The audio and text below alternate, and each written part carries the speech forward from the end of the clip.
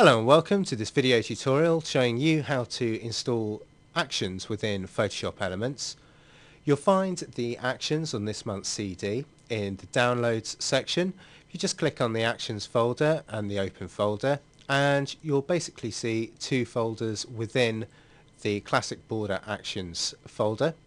The first is for Photoshop CS. These classic borders can just be loaded within the Actions palette. If you click on the options, select Load Actions, navigate to the classic border actions, and then you can load those directly into your Actions palette. However, if you're going to be using Photoshop Elements, it's all a little bit more complicated. Now, depending on whether you're on a Mac or a PC and the version of Elements that you're going to use, the way that you do that is slightly different.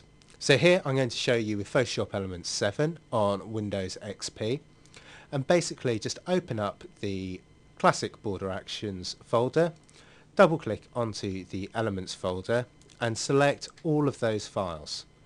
Now if you just right click and go copy, and that'll copy all of those actions ready for transporting over to the correct folder within Photoshop Elements. Now what you need to do is just to locate the Elements folder you need to put those into.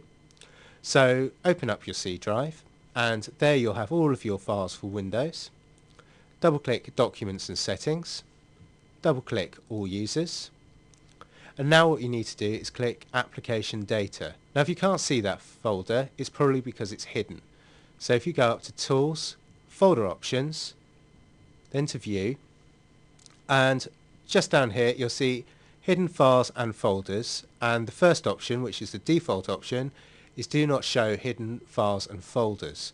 That'll probably be highlighted, so click on the next one down, which is Show Hidden Files and Folders. Just click Apply and OK. You should then see the application data, and it'll be slightly greyed out. So double click that, go straight into Adobe. You want to look for Photoshop Elements, the version of Photoshop Elements that you're using, then into Photo Creations, and finally into Photo Effects. Now here you'll see all of the actions which are included within Photoshop, and you'll see most of those will look quite familiar, and those are the ones that appear in your effects palette. Once you've done that, just right click and choose Paste, and that'll copy all of those actions into that folder. Now if I click back, go up to Directory Files, and what the file we're looking for is thumb database db3. And what you need to do here is just to rename the file. So if you just right click on it, choose rename, and we're just going to call that thumb database 01.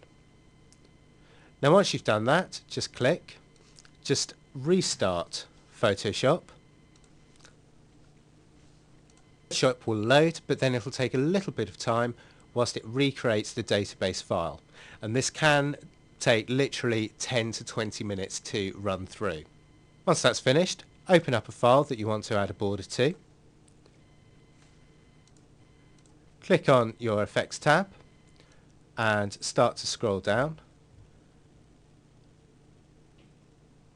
And after a while you'll come across all of the icons for all of the classic borders.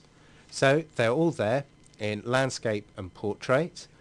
And for this image I think I want to go for a 7x5 portrait. So all I need to do is click on the thumbnail, drag and drop it onto my image, and it'll automatically resize and add the border. Now if I zoom in, I can see that I've got my nice white border going around the outside. I've also got a nice keyline black line around the image itself. So that's how to apply and use a Photoshop action within Photoshop Elements.